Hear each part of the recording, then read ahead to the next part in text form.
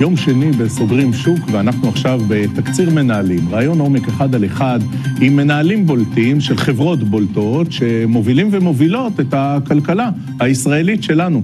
חברת BBT Live הישראלית, היא פיתחה פתרונות לתקשורת יציבה, תקשורת בטוחה בענן, שאת הטכנולוגיה הזו היא מוכרת לספקיות תקשורת. אנחנו אומרים שלום וערב טוב למנכ"ל החברה, משה לוינסון, שמצטרף אליי כאן, באולפן ערוץ הכלכלה. שלום אדוני. שלום, שלום רב. ספר על החברה. BBT Live היא חברה שפיתחה פלטפורמה שמאפשרת למעשה להתלבש על ערוצים ציבוריים, תקשורת ציבורית כמו סלולר, כמו פייבר אופטיק, VDSL, לא משנה, כל הערוץ, ולבנות רשת תקשורת ברמה גבוהה ומאובטחת.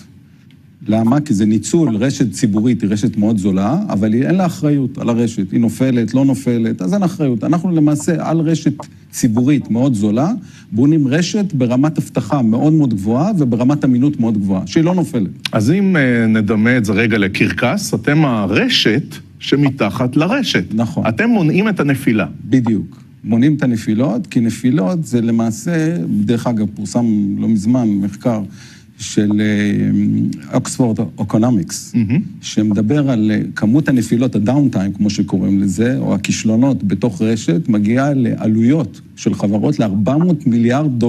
הם כתבו. 400 מיליארד? זה הנזק. זה הנזק. הנזק בגלל נפילות.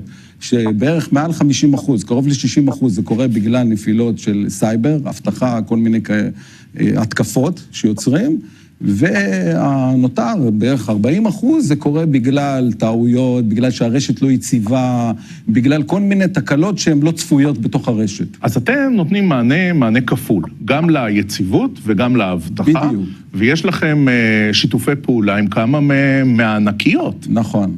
יש לנו... אם נתחיל רגע בישראל, אז עם צ'ק פוינט. נכון. ואם נפנה רגע לעולם, אז עם חברה אחת די ידועה ושמה NVIDIA.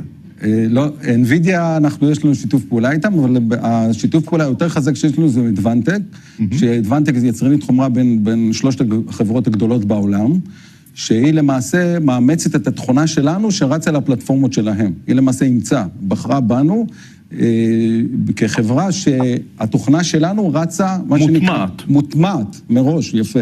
המילה היא מוטמעת מראש בתוך החומרות שלהם, של אדוונטק. זו חברה מובילה בעולם. היום למעשה כל מה שאתה רואה היום בחומרות של תקשורת, בקופסאות תקשורת, מה שנקרא, הרוב הסיכויים זה של אדוונטק. היא חברה טיוואנית, חברה מאוד מוכרת. משה לוינסון, תכף נדבר עליך כמנכ"ל, אבל עוד קצת על החברה. איפה אתם פועלים מבחינת, ההדקווטר, אני מבין, הוא בישראל, אבל איפה אתם פועלים בעולם? אנחנו פועלים בעולם בעיקר ביפן ובאסיה, אסיה פסיפיק. יש לנו גם משקיע, אחד המשקיעים שלנו יפני, הוא התחיל כלקוח והוא נכנס כיפני, חברת טכנולוגיה מיפן. אני והשותף שלי, שהוא ה-co-founder, פרופסור דוד חי, הקמנו את החברה מראש, בנינו אותה באוניברסיטה העברית, עכשיו הוא בפרינסטון, איש מאוד ידוע, הוא בוגר 8200, והעולם הקטן, אפרופו דיברנו לפני על העולם הקטן, המפקד שלו ב-8200, מפקד יחידת 8200, הוא היום דירקטור אצלנו, דני הררי. דני הררי, כן, אז זה עולם קטן, אפרופו. עכשיו, לשאלתך, אנחנו פעילים ביפן, בפיליפינים, בתאילנד ובסינגפור.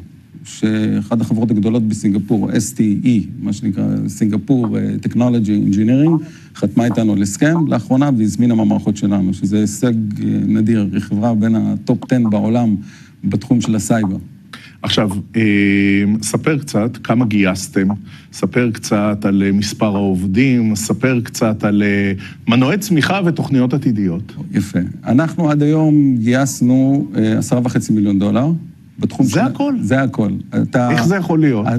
אתה בדיוק שואל את השאלות ששואלים אותי, זה לא מחמאה, סליחה שאני אומר את זה, אני תמיד צריך לתת הסבר. איך יכול להיות שאתה עוסק בתחום שהמתחרים הכי גדולים גייסו בין עשרות למאות, לאחרונה אחת החברות גייסה $1 ביליון. $1 ביליון. איך יכול להיות? והיפנים שאלו אותי את זה, שיש לך מוצר שהוא פחות או יותר אותו דבר. הנה, אני בחברה טובה. גם אני שאלתי, גם היפנים שאלו. אז שאלו אותי את השאלה, מזל, כי אתה יודע, בהתחלה לא ידעתי איך לאכול את השאלה שלהם. חשבתי, אתה יודע, אמרתי להם, שמע, יש לנו פטנטים, יש לנו הכל. בערב הוא הסביר לי שזה קומפלימנט. רק בערב, ביום לא הבנתי למה הוא שואל אותי את זה. אז הוא אומר לי, לא, זה קומפלימנט, למה לקחת את זה? אז בגדול, אנחנו, עובדתית, יש לנו את הפתרון, הוא פתרון מסחרי, הוא עובד אצל לקוחות, הוא עובד ביפן, שזה שוק מאוד מאוד קשה, אתה יודע, הרבה פעמים משקיעים שואלים אותי. ואחד האתגרים באמת להסביר, כי אתה יודע, לקרנות או למשקיעים, איך יכול להיות ב$10.5 מיליון רמת מערכת כזאת? לוינסון, אנחנו מכירים אותך, אתה בתעשייה הזאת הרבה זמן, משהו פה לא עובד. אני אומר לך, חבר'ה, עם העובדות אני לא יכול להתווכח. יש לנו מוצר. אבל אולי, אני פותח פה רגע סוגריים, ואתה בתעשייה הזאת הרבה שנים, אולי זה גם חלק מהשיח של הוואסח. נכון. של הדאווין, אתה יודע, להתקשר לתקשורת הכלכלית ולאתרים הרלוונטיים ולספר כמה גייסת בסיבוב הזה ובסיבוב הזה, ופחות מסתכלים בדריל דאון לתוך התוכן האמיתי של החברה, ויותר רוצים את אתה כל כך צודק. התעשייה הזאת, אני הייתי גם 2 מחיי בצד השני, מעבר לכביש, בצד של המשקיעים, אז אני אומר, התעשייה הזאת עובדת לפי סוג מסוים, אני מעריך אותה, הייתי בה, חייתי בה, אכלתי ממנה והכל טוב ויפה, אני אוהב אותה ויש לי הרבה מידידיי בתעשייה הזאת, אבל היא עובדת לפי איזשהו סטיגמות מסוימות. אין מצב, זה שאתה בתחום, בעולם הזה, ואמר לי אחד מהמשקיעים, שעשה כמה אקזיטים, ואומר לי, לוינסון, עם כל הכבוד, אני בחרתי חברה עם יותר אנשים ממך, ביותר למייקרוסופט. לא הגיוני שאתה עשית מוצר יותר מסובך ממני בכמות כזאת של האנשים. אני אומר, למה אתה מדבר איתי? בוא דבר עם הלקוח. אני לא אובייקטיבי, דבר עם הלקוח, יש לי מוצר, עובד. מוצר עובד, מחיר. אין לי תירוצים, מחיר. יש אחת מהחברות בפיליפינים, אחד מחברות, פיליפינים זה מדינה גדולה, אחד מחברות המפעילים, מפעילי התקשורת, בין 4 הגדולות, בחר בנו, הוציאה חברה אחרת, מאוד מפורסמת, אני לא רוצה להגיד את שמה, מטעמים מובנים, ובחרה בנו, עובדתית. היא אחרי בדיקות, ראתה את המערכת, בחרה בנו. עכשיו, יש לנו שותפים שגם מאמינים בנו, הזכרת את צ'ק פוינט, את ונטק, רודשוורץ, חברה גרמנית, אנחנו עובדים איתם בצורה מאוד מאוד צמודה, כלומר שאני בא ומציע פתרון עם כל התוכנה היפה, אתה רואה את הלוגו של רודשוורץ, חברה גרמנית מאוד מובילה, את הלוגו של צ'ק פוינט, את הלוגו של ונטק, עם כל הכבוד ללוגו שלי, אני רוצה למכור, אז אני יכול לנצל את הלוגוים שלהם, אני מוכר. כן. אז זה הכיוון. אתה בביזנס הזה הרבה שנים. מה, רגע אחרי הצבא כבר? נכון. אני למעשה התחלתי את העולם קטן, כי אחד המשקיעים שלי השקיע בחברה הראשונה שלי שהקמתי אותה בשנות ה-90.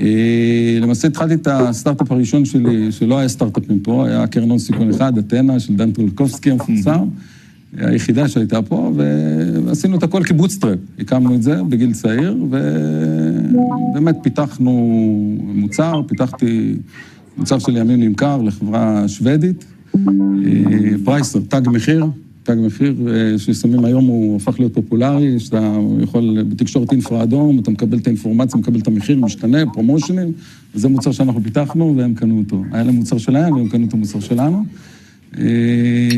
זהו, התחלתי את זה בגיל מאוד מאוד צעיר, את העולם הזה, באמת קפצתי לבריכה יחסית צעיר, התחלנו במערכות, היה בוטסטראפ, כי התחלנו עם פתרון שמכרנו לצבא, אני בא מעולם הלמד א', לוחמה אלקטרונית, לא מ-8200, אני מתנצל, אבל... לא, גם מחיל קשר או מחילות אחרים זה טוב. כן, אתה יודע, היום, אפרופו, אבל השותף שלי, ה-co-founder, הוא בוגר 8200, איש מאוד מוצלח, וגם דני הררי, כמו שהזכרנו, והרצנו את החברה, ובאמת הפתרונות הראשונים שלנו, באמת היו הצבא, חיל האוויר היה לקוח שלנו. אני רגע שואל את זה בצורה מפורשת. בנקודת הזמן הנוכחית, אני מתאר לעצמי שעשית לביתך, ועשית לילדים, ואולי גם לנכדים, אבל היזמות היא עדיין בוערת. אני מת על זה.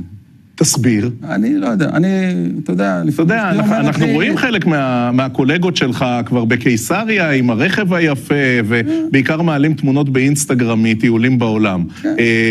אתה לא שם. לא, אני אוהב את הפשן, אני אוהב, אתה יודע, אחד החברים שלי... 20 שעות עבודה ביום, ומצגות למשקיעים, ומצגות לחברות, וכאב ראש גדול. אחד המעורבים בחברה, הוא דמות מאוד ידועה, אני לא רוצה להזכיר את שמו, שלא אחר כך יתעצבן עליי. משה לוינסון, תתחיל לתת פה שמות. כן, הוא דמות מאוד ידועה.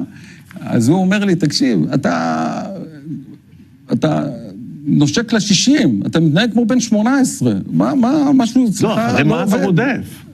לא, אני אוהב את זה, אני אוהב טכנולוגיה. ואני מתאר לעצמי שחלק מהעובדים הם, אני לא רוצה להגיד שליש מהגיל שלך, אבל בטח מחצית מהגיל שלך. גם שליש, כן.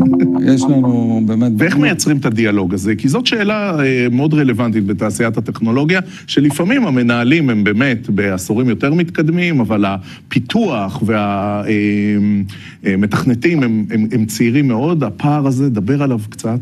כי תראה, אני אוהב את ה-down to earth, אני אוהב את הטכנולוגיה. את השוחות. אני אוהב את השוחות, אני איתם, אני הולך, אני לא מתבייש, לדוגמה, עם כל הכבוד לטייטל, הטייטל זה מכובד, הכל טוב ויפה. כל פעם פעמים אומרים לי, תשמע, שמור על הטייטל, אל תדבר על זה. אני אומר להם, כל הכבוד, אני אוהב את זה. אז אין לי בעיה לדבר על הטכנולוגיה, אני מדבר גם עם אנשים. אנחנו מאוד מחוברים, אנחנו משפחה, לא ברמה הציורית. אנחנו ממש משפחה, אנחנו נכנסים לכל דבר, ואנחנו מעורבים ברמות הכי נמוכות, גם של הביזנס וגם טכנולוגיה, והכל שקוף אצלנו. לא כולם מתים על זה, אני חייב לציין, אבל למזלי, או לא למזלי, אני בינתיים המנכ"ל. זאת המדיניות. כן. זאת המדיניות. בעיות תקשורת, ואני ממש לא מזלזל, והזכרת את הדוח של 400 מיליארד וכדומה, אבל זה לא הדבר הכי סקסי בעולם. זאת אומרת, בתעשיית הטכנולוגיה, בטח הנוכחית, יש buzzwords יותר גדולים מזה. אתה יודע, יש שיזרקו לך סייבר ו-AI ותחומים אחרים. אתה קצת בתשתיות. אז תראה, קודם כל אנחנו חברת תוכנה, 100% תוכנה. התשתית שלנו בנינו, שילבנו, זה הייחודיות שלנו, זה יש לנו פטנט, יש לנו פטנט... לא, אני רק אשלים את השאלה, כשאתה בא לגייס טלנטים, כשאתה בא לגייס עובדים, הם אומרים לך, טוב, מה אתה עושה, כי תהליך המחירה פה הוא קצת יותר מורכב. אתה כל כך צודק, אבל אנחנו לא שם. קודם כל אתה צודק, אתה אומר, עולם התקשורת, הטלקו, הקרנות הון סיכון, שומעים טלקום, אומרים כל הכבוד, זה דלת כניסה, דלת יציאה. יש גם סיבות. אומרים כל הכבוד, קומפלימנטים, מכירים אותי, הכל טוב יפה, זה ככה מדברים על עולם התקשורת. יש לזה סיבות. סל סייקל ארוך, לוקח זמן למכור, עד שמקבלים החלטות, הרבה סיפורים, יכולים לדבר איתך שנתיים, בסוף שינוי אסטרטגיה. זה עולם התקשורת. אז אני לא שם. אנחנו מצאנו את החיבור בין העולם הסייבר, שאנחנו מאוד חזקים, דרך אגב, דוד חי, הוא מוביל עולמי בעולם הסייבר. הוא הוביל את מרכז פדרמן. לא, אני בסטריאוטיפים ודימויים, לא ב... לא, אז אני אומר, אנחנו בעולם הסייבר, אנחנו קודם כל יוצרים, היום אין תקשורת בלי הבטחה. אין דבר כזה. היום זה לא מספיק שאני מביא לך תקשורת. אז אנחנו מצאנו, זה גם הפטנט שלנו, שהוא בארצות הברית, בתחום שלנו מקבל פטנט, אפילו היפנים, אמרו, איך קיבלת בתחום הזה פטנט? אתה קורא את הכותרת של הפטנט, הם אמרו, איך קיבלת? יאמר לזכותו של דוד חי, זה פטנט של החברה, אבל הוא כמובן הוביל אותו. אבל בגדול, כדי לענות לשאלה שלך, מה הפתרון שלנו? אנחנו שילבנו בין עולם הסייבר לעולם התקשורת. כלומר, הפתרון שלי הוא פתרון הבטחתי, שהוא רוכב על תקשורת זולה. אני יודע לקחת תקשורת מאוד זולה, שאתה בתור משתמש בבית, לא תראה פתאום טלוויזיה, לא תשבור את חברת התקשורת. אתה תתקשר, יגידו לך, סליחה, פה ושם יתקנו לך את זה, מרחוק או לא מרחוק. אבל בעולם העסקי, בחברות, אין מצב כזה שתקשורת נופלת. אין הנחיה כזאת. עכשיו, אם עושים ניתוח, זה גם הניתוחים של גרטנר ואוקספורד אקונומיקס וכל הדברים האלה, הנפילות של התקשורת, נזק עצום, זה פשוט מטורף, והזכרתי את זה, ואז שאני מציג היום את החברה, אני מציג אותה כקומבינציה של עולם האבטחת מידע, אבטחת הסייבר והתקשורת, ביחד. וזה הייחודיות של הפלטפורמה שלנו, שמשלבת בין שניהם. משה לוינסון, מנכ"ל, BBT Live, וכמובן, אחד המייסדים. תודה גדולה. תודה לך. שבאת אלינו לסוגרים שוק, כאן בערוץ הכלכלה. תודה. שער לשבת. אוקיי. טוב.